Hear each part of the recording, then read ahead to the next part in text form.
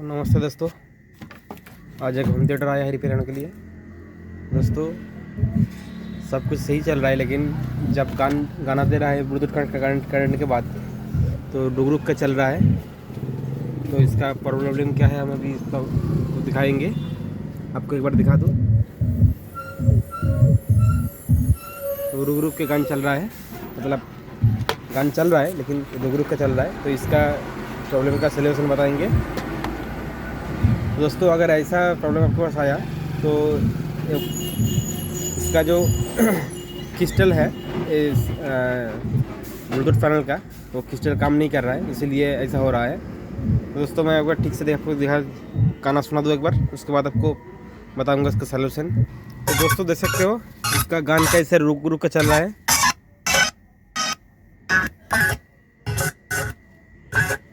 तो इसका अब सही करेंगे, इस पैनल को ऊपर करेंगे, उसके बाद इसका जो क्रिस्टल है उस क्रिस्टल को चेंज करेंगे, उसके बाद एक पता लगा दिखाएंगे।